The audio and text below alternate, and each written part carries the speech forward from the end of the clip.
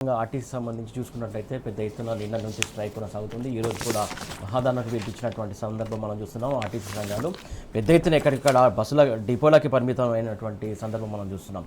ఎందుకు ప్రభుత్వం ఇంత నిర్లక్ష్యంగా వ్యవహరిస్తుంది అనుకోవాలి ఆర్టీసీ పట్ల? ఇప్పుడు ఆర్టీసీ కార్మికులందరూ కూడా ఏం కోరుకుంటున్నారు అనేటువంటిది ఇలా ప్రధాన అంశం. ఆర్టీసీ కార్మికులు వాళ్ళు ఏం కొత్త కోరికలు కొడతలేరు. కాంగ్రెస్ పార్టీ అధికారంలోకి రావడానికి అన్ని వర్గాలకు హామీ ఇచ్చినట్టుగానే కాంగ్రెస్ పార్టీ ఆర్టీసీ ఉద్యోగులకు కూడా కొన్ని హామీలు ఇచ్చింది. ఏం హామీలు? అందులో కేసీఆర్ గారు ఆర్టీసీ ఉద్యోగులకు సంబంధించినటువంటి స్థితిగతులను ఆలోచించి 19 నుంచి వారు డిమాండ్ చేస్తే దాన్ని పరిశీలించి 23లో ఆర్టీసీ ఉద్యోగులకు ప్రభుత్వ ఉద్యోగులతో సమానంగా వేతనాలు ఇవ్వాలని, ప్రభుత్వ ఉద్యోగులకు గుర్తించాలని చట్టం చేసి తీర్మానం చేసి గవర్నర్తో గజెట్ చేసి వారికి ప్రభుత్వ ఉద్యోగులుగా గుర్తిస్తూ నోటిఫికేషన్ ఇచ్చినటువంటి విషయాన్ని సందర్భంగా నేను గుర్తు చేస్తాను.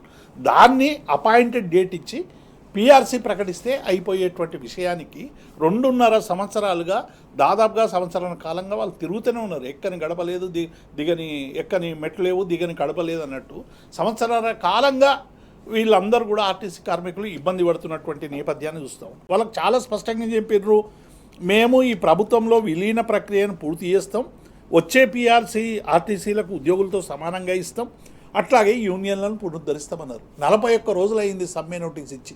41 రోజుల తర్వాత ఐఏఎస్ కమిటీ వేసింది. ఎందుకు వేసింది ఐఏఎస్ కమిటీ అంటే సమస్యలు తెలుసుకోవడానికట. మేనిఫెస్టో కమిటీకిలో మంత్రి శ్రీధర్ బాబు గారు ఉన్నారు, పొన్నం ప్రభాకర్ గారు ఉన్నారు. ఇద్దరు కూడా ఈ అంశాల మీద సుదీర్ఘంగా ఆ రోజు ఎన్నికల ముందు చర్చించి మీరు వాళ్ళకు హామీలు ఇచ్చారు.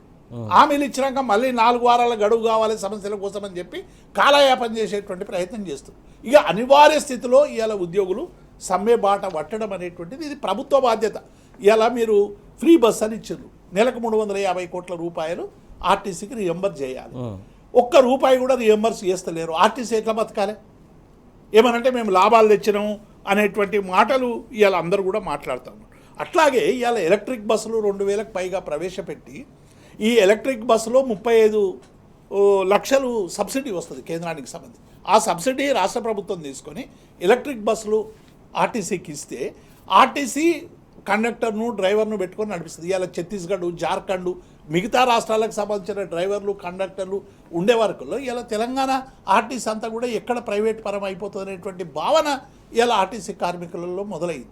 వాళ్ళకి ఇవ్వాల్సినటువంటి పిఆర్సీ ఇవ్వవు, వాళ్ళకి రావాల్సినటువంటి రాయితీలు ఇవ్వవు, ప్రభుత్వ ఉద్యోగులతో ఇస్తామన్నటువంటి హామీని మీరు గుల్ల చేసారు. ఇవాళ మహిళల పరిస్థితి మరీ దీనంగా ఉంది. ఇవాళ మహిళలకు గతంలో కేసీఆర్ గారు రాత్రి 8 తర్వాత డిపోలలో ఏ మహిళకు డ్యూటీ ఇవ్వద్దని చాలా స్ట్రిక్ట్గా ఇన్స్ట్రక్షన్స్ ఇచ్చారు ఆ రోజు. ఇవాళ ఏమవుతున్నది? 11 వరకు డ్యూటీలు వేస్తారు మహిళలకు. 11 గంటలకు డ్యూటీ వేసి మళ్ళీ ఉదయం 5 గంటలకు రావాలి.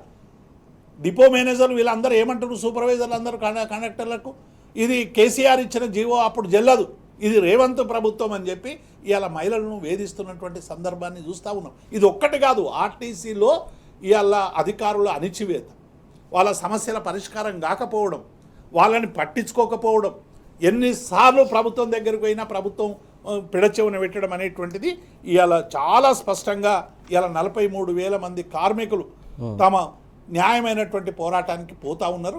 దానికి బీఆర్ఎస్ పార్టీ పూర్తిగా మద్దతు ప్రకటిస్తూ ఉంది. ఇంకొకటి ఏం చేస్తూ ఉన్నారు? దీని వెనుక హరీష్ రావు గారు ఉన్నారని చెప్పి నిన్న మంత్రి గారు వ్యాఖ్యలు చేస్తూ ఉన్నారు. అవును, డెఫినెట్గా హరీష్ రావు గారు తెలంగాణలో కష్టం వచ్చినటువంటి ఎవరున్నా, కన్నీళ్లతో ఎవరున్నా, సమస్యలతో ఎవరు బాధపడుతున్నా, సమస్యల కోసం ఎవరు పోరాడుతున్నా హరీష్ రావు గారు ఉంటారు, బీఆర్ఎస్ ఉంటుంది, కేసీఆర్ ఉంటాడు, కేటీఆర్ ఉంటాడు. ఎందుకున్నాం?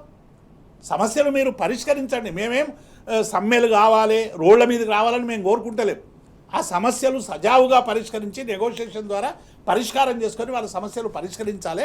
ఇందులో ఒక్క కొత్త డిమాండ్ లేదు, మీరు మేనిఫెస్టోలో పెట్టినటువంటి డిమాండ్లు మాత్రమే ఉన్నాయని చాలా స్పష్టంగా బీఆర్ఎస్ పార్టీ చెప్పింది. కాబట్టి ఇవాళ వాళ్ళు ఉన్నారు వీళ్ళు ఉన్నారని మీరు ప్రకటించి, అవును డెఫినెట్గా ఉంటాం, కష్టాలలో కన్నీళ్ళలో ఉన్నటువంటి వాళ్ళు ఏంటో బీఆర్ఎస్గా ఒక ప్రతిపక్షంగా మా కేసీఆర్ గారి నాయకత్వంలో మేమందరం వాళ్ళకి అండదండగా ఉంటాం. ఇప్పటికైనా ఆర్టీసీ ఉద్యోగులు 2వ రోజు ఇలా సమ్మె నిన్నటి నుంచి ప్రారంభమైంది, 2వ రోజు సమ్మె జరుగుతూ ఉంది. వెంటనే వాళ్ళని పిలిపించి మీరు మరి అన్ని కంచెలు తీసేసినామని ప్రగతి భవన్ దగ్గర తర్వాత సెక్రటరియట్ దగ్గర తీసేసినామని మళ్ళీ తర్వాత కంచెలు పెట్టిరు కదా, మరి మళ్ళీ ఆర్టీసీ ఉద్యోగులకు ఒక్క నిమిషంలో వేసేస్తా నేను యూనియన్ల పురుగుతారని అన్నాడు. మళ్ళీ ఎందుకు చేస్తలేడు రేవంత్ రెడ్డి గారు? ఇవన్నీ కూడా ఎట్లున్నాయంటే ఒక విపరీతమైనటువంటి దుష్ప్రచారాన్ని బీఆర్ఎస్ పేరు మీద చేసి ప్రజల్లో విషం నింపి, కార్మికుల్లో విషం నింపి, తద్వారా ఓట్లు సాధించి అధికారంలోకి వచ్చినాక వాళ్ళని కాళ్ళ కింద వేసి అణిచివేసేటువంటి ఒక కుట్రపూరితమైనటువంటి పద్ధతి ఇలా కొనసాగుతూ ఉంది. తెలంగాణ ఉద్యమంలో చాలా క్రియాశీలక పాత్ర పోషించినటువంటి వాళ్ళు ఆర్టీసీ ఉద్యోగులు. ఆర్టీసీ ఉద్యోగుల పట్ల అత్యంత గౌరవంగా ఈ సమస్యను పరిష్కరించాలి. వాళ్ళ వేతనాలు పెంచే విషయంలో కానీ, వాళ్ళకు సౌకర్యాలు ఇచ్చేటువంటి విషయంలో కానీ, బస్సులు పెంచేటువంటి విషయంలో కానీ, ఇలా ఆక్యుపెన్సీ రేషియో పెంచడానికి రేయింబవళ్ళు శ్రమ చేస్తున్నారు వాళ్ళు. అటువంటి శ్రమ కార్మికుల్ని మీరు ఇలా ఏం చేస్తున్నారు? పట్టించుకోకుండా వాళ్ళను ఇది ప్రజాపాలన పేరు మీద వాళ్ళ ప్రజా కంటకులుగా తయారైనరు. ఇప్పటికైనా ఆర్టీసీ ఉద్యోగుల సమస్యలు పరిష్కరించాలని బీఆర్ఎస్ పార్టీ పక్షాన డిమాండ్ చేస్తారు. రైట్. ఏదైతే ఆర్టీసీ కార్మికులు ప్రధానంగా తెలంగాణ రావడంలో కూడా వారు కూడా కీలక పాత్ర పోషించారు. ప్రధానంగా వారు ఉన్నటువంటి కష్టాలు అన్నీ కాదు, ప్రధానంగా కాంగ్రెస్ పార్టీ మేనిఫెస్టోలో పెట్టినటువంటి అంశాలే వాళ్ళు నెరవేర్చమని కోరుతున్నారు. వాళ్ళు కోరుతున్నటువంటి కోరికలు గొంతమ్మ కోరికలు కాదు, మీరు ఇచ్చినటువంటి హామీలనే నెరవేర్చమని చెప్తున్నారు. నెరవేర్చాల్సినటువంటి అవసరం ఉంది. నెరవేర్చేంత వరకు కూడా బీఆర్ఎస్ పార్టీ తరఫున మేము ఖచ్చితంగా వారికి మద్దతు ఇస్తాం, పోరాడతామని చెప్పేసి దేవిప్రసాద్ గారు చెప్తున్నటువంటి అంశం. ఇప్పుడు